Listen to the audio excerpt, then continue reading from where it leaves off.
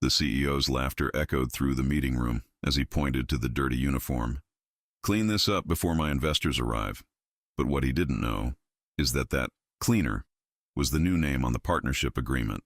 The mirrored elevator reflects three versions of the same scene. Jonas holding the bucket of soapy water, Mr. Amaral adjusting his gold Rolex, and between them, the heavy silence of the 20th floor. The doors open with a metallic ping. The air conditioning cuts into the skin, the smell of fine wood mixed with cheap disinfectant. Jonas steps onto the Italian marble. His rubber boots make a damp squelch that echoes through the empty reception area. Amaral exits first, his 5,000 real suit swinging loosely from his broad shoulders, and turns slowly. The smile appears before the words. Are you going to clean this floor, or are you expecting a tip? Amaral's laugh cuts through the air like glass. Three receptionists glance from the corner of their eyes. Bianca hides her laughter. Carla pretends to type something. Raffaella simply looks away. The space transforms. It's no longer a company, it's a stage. Jonas stands at the center, under invisible spotlights, while the corporate audience watches the morning's humiliation like a soap opera at lunch. The echo of the laughter multiplies off the glass walls, creating a cruel chorus that seems endless. Jonas tightens his fingers around the broom handle.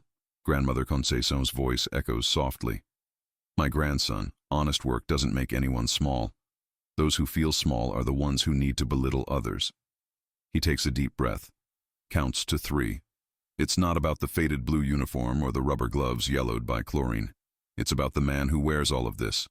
And this man carries a history that Amaral has no idea about. Today, Jonas didn't come to work. He came to observe. He came to understand what kind of people will be in charge from now on. The silence stretches. Marcus, the black intern in the corner of reception, looks down at his computer screen. He recognizes something familiar in the scene. He's been on the other side of that laughter. Bianca whispers something to Carla, who gives a muffled chuckle. Amaral crosses his arms, expecting the automatic submission, the embarrassed, yes, sir, the bowing of the head. Excuse me, sir. Jonas's voice is calm, polite, and unhurried. He doesn't lower his head, doesn't apologize, doesn't smile to please.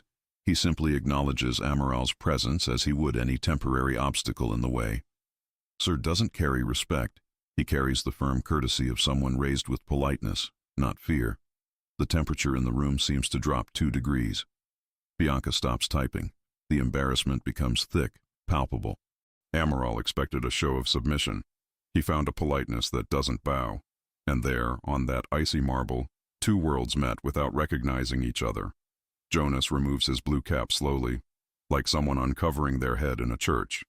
The faded fabric slides through his calloused fingers, revealing his close-cropped hair, his smooth forehead, and his unapologetic eyes. The cold light of the corporate LED hits his skin like an interrogation spotlight, but he doesn't look away. He doesn't lower his chin. He doesn't swallow hard. The air conditioning hums through the ducts above, mixed with the hum of distant printers and muffled conversations. Bianca stops pretending to type. Carla holds her breath. Marcus, in the corner, looks up from his screen for the first time in 10 minutes. The silence grows like a soap bubble about to burst. Amaral crosses his arms, expecting automatic submission. The sorry, sir, the disguised smile, the promise of being invisible. But Jonas just breathes. Once, twice, 3 times. Deeply. Just as he learned as a child, when his mother taught him that breathing properly was the difference between exploding and resisting gracefully. The memory arrives without warning. He was 8 years old, holding his grandmother Conceição's hand at the door of the private school. She was in a maid's uniform. He was in a scholarship student's uniform. The other parents looked askance, whispering softly about those social programs. And his grandmother's voice, firm as stone, Jonas, my boy, listen carefully. They'll try to make you small in every way they can. But small isn't the one who works honestly. Small is the one who needs to diminish others to feel great. She squeezed his hand. Calluses against soft skin. You're not invisible. You're a legacy. of everyone who came before and couldn't be here. Jonas places his cap back on his head, not in a hurry, not with shame, with the calm of someone who chooses to wear what is rightfully theirs. The gesture is simple, but it carries generations. His great-grandmother's hands picking cotton, his grandfather's carrying bricks, his mother's scrubbing hospital floors, hands that have never been ashamed of their own sweat. I learned from my grandfather. The voice is low, but it reaches every corner of the reception area. What soils dignity is not work, it's arrogance. The eyes meet Amaral's for 2 eternal seconds. It's not a challenge, it's not submission, it's mutual recognition, 2 men seeing each other for the first time. Marcus hides a half-smile. Carla bites her lower lip. Bianca looks at her nails as if they were the most interesting thing in the world. The awkwardness shifts across the room like water changing direction. Perhaps what was most frightening was not his anger, but his serenity. The reception area transforms into a courtroom without a judge. Each employee becomes a silent jury in a scene that has been repeated for centuries, only the setting changing. Bianca bites the tip of her Mont Blanc pen, a gift from her lawyer boyfriend, and whispers to Carla without taking her eyes off Jonas. This guy should know his place, right? Her voice is low, venomous, like someone commenting on a soap opera at lunchtime. Carla gives a nervous chuckle, glancing sideways to make sure Jonas didn't hear. But he did. They always do. Marcus, the 22-year-old intern, presses his fingers against the mouse until his knuckles turn white. He recognizes the venom in those words because he's drunk from the same source.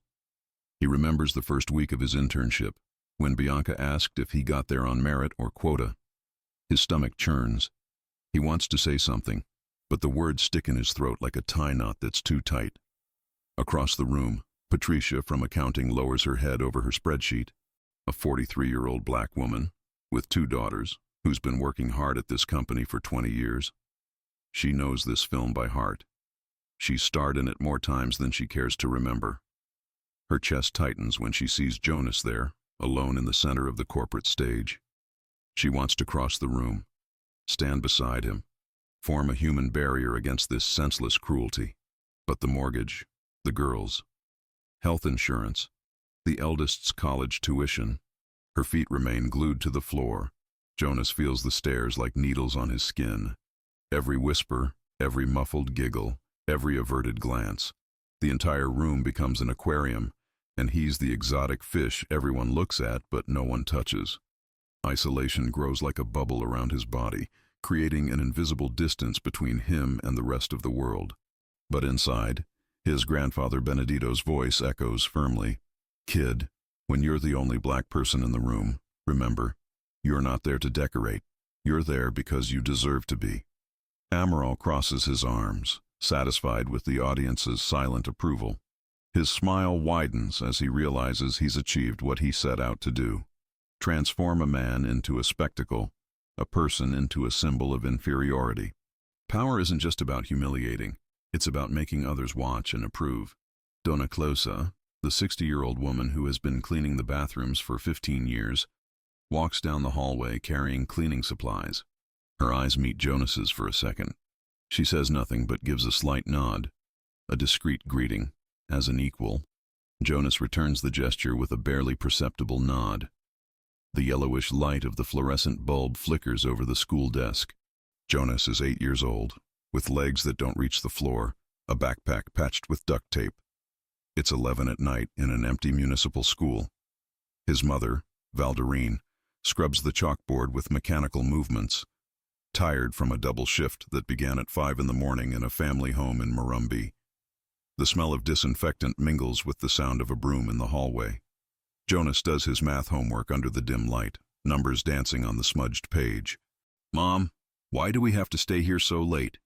The question comes out innocent, without malice.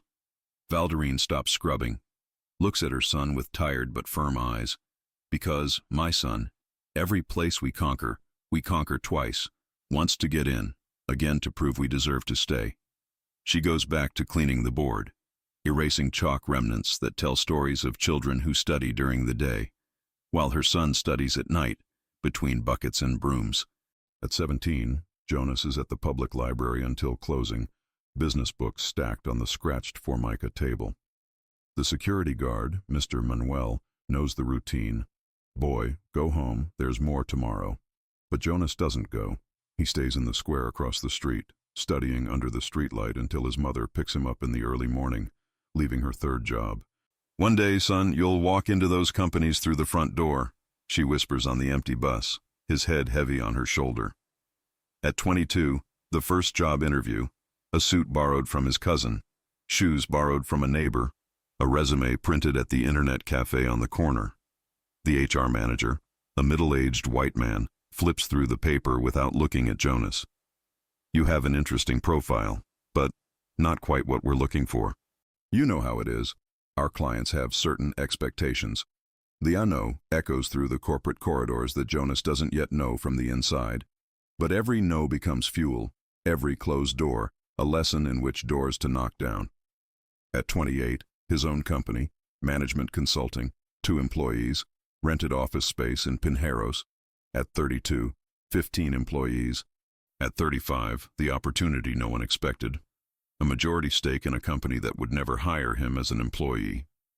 Back in the present, Jonas observes Amaral with eyes that bear witness to every sacrifice, every studied dawn, every humiliation transformed into a stepping stone. The irony is delicious, being there, in that moment, in that place, observing a man who has no idea who he's trying to belittle. His right hand discreetly touches the strap of his backpack, where he finds the contract that will change not only his life, but the entire culture of that company. Amaral lifts the French porcelain cup, imported coffee costing more than a minimum wage, and takes a slow, theatrical sip. The dark liquid runs over the rim as he watches Jonas with the smile of someone who knows he has a guaranteed audience. The next movement happens in slow motion. His right hand opens, deliberately. The cup tips over. The hot coffee leaves a brown stain on the freshly cleaned marble, spreading like blood at a crime scene. "Oops." The word is accompanied by a laugh that echoes off the glass walls.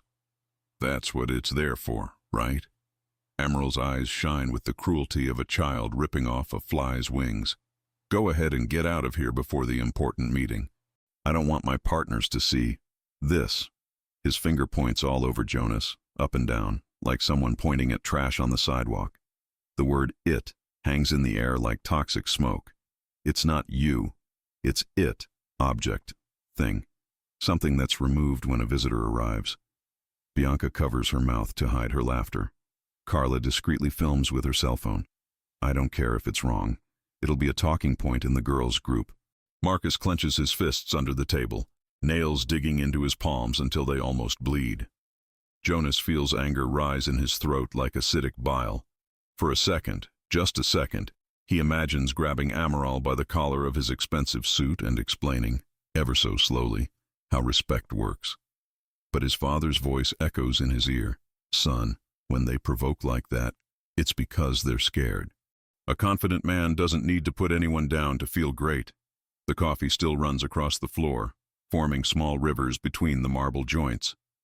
Jonas watches the brown liquid spread as he observes Amaral's words. A mess that someone will have to clean up. But today, the cleaning will be different. Across the room, Patricia from accounting swallows hard. She's seen this scene before. She's been fucked this and a few times. Her stomach churns at the memory of all the times she, too, was singled out, diminished, and turned into a disposable object when the situation called for more elegance.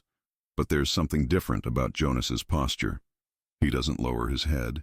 He doesn't run for cleaning cloths. He doesn't apologize for his existence. On the contrary, he takes his phone out of his pocket with the calm of someone who has all the time in the world. His fingers glide across the screen with surgical precision. A message. The smile that tugs at the corner of his mouth is microscopic. But Patricia notices it. Marcus notices it. Even Donna Clusa, passing by with her stroller in the hallway, notices something shift in the air. Sometimes checkmate comes disguised as silence. 30 seconds. That's how long it takes for the world to start turning upside down. Jonas puts his phone in his pocket as calmly as he would a handkerchief, but his eyes shine with something that wasn't there before. It's not anger. It's not revenge.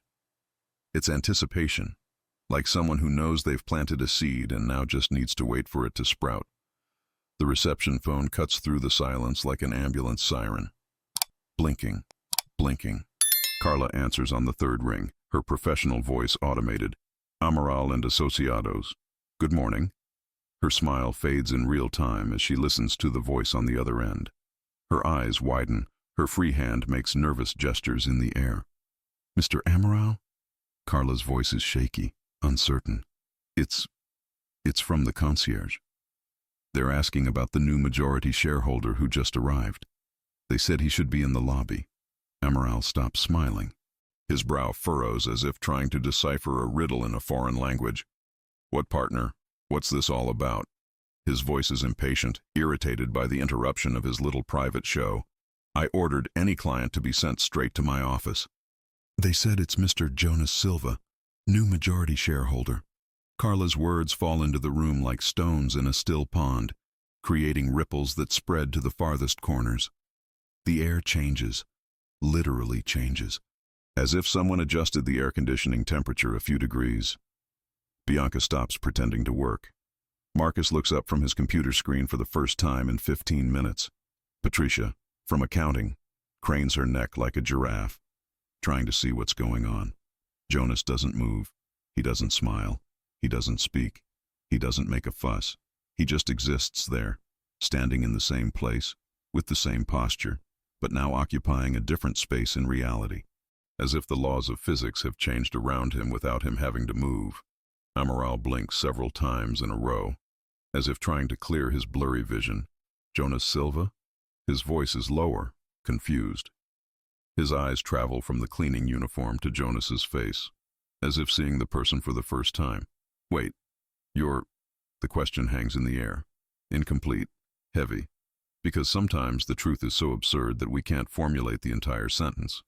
Our mind refuses to connect the obvious dots. The man standing there with the bucket in his hand and the name that was just announced as the new owner of 51% of the company. Jonas merely inclines his head slightly, a barely perceptible greeting. He neither confirms nor denies. He lets reality speak for him. The truth always comes when the lie is most comfortable. Jonas opens his backpack as calmly as he would a library book. The zipper slides slowly, each metal tooth making a small click that echoes through the quiet reception area. His hands delve into the dark fabric and emerge holding a clear acrylic badge.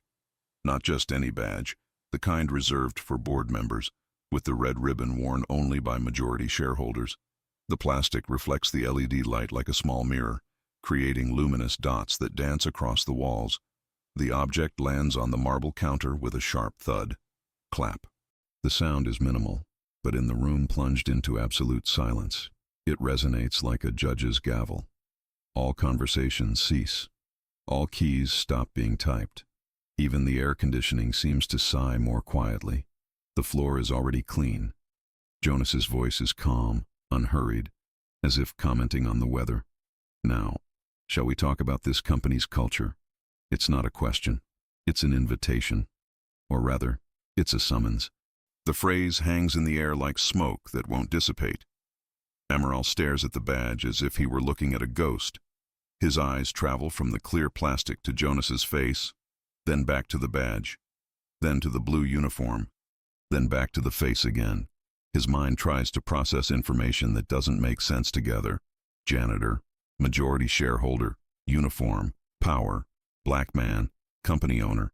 Wait, you're the question dies in the throat, because sometimes reality is so absurd that our mouth refuses to pronounce the obvious words. Bianca stops laughing. Her smile fades like sugar in the rain. The pen slips from her fingers and rolls across the table until it falls to the floor with a small thud. Carla lowers the phone she was using to film. Suddenly, the joke doesn't seem funny anymore. Marcus straightens in his chair for the first time since arriving at work, a tiny smile tugging at the corner of his mouth. Patricia from accounting stands up slowly, as if watching a movie she's always dreamed of seeing. Donna Closa stops the cleaning cart in the hallway and peers through the half-open door. The entire universe seems suspended, waiting for the next move. Jonas doesn't need to confirm anything. The truth is there, in the badge on the marble, in the change in the air, in the awkward silence that transformed predator into prey. He simply observes Amaral with the patience of someone who always knew this moment would come. If you also believe that respect should be worth more than position, leave your like. Sometimes dignity doesn't shout, it just presents itself.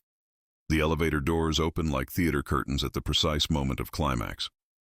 Dr. Fernando Menezes emerges with his Italian leather briefcase and gray suit that costs more than a luxury car. CFO for 15 years, a man who knows every penny that comes in and out of the company. His footsteps echo across the marble with the confidence of someone who has never doubted his place in the world. But when he sees Jonas standing there, his face lights up with a genuine, respectful smile. Jonas?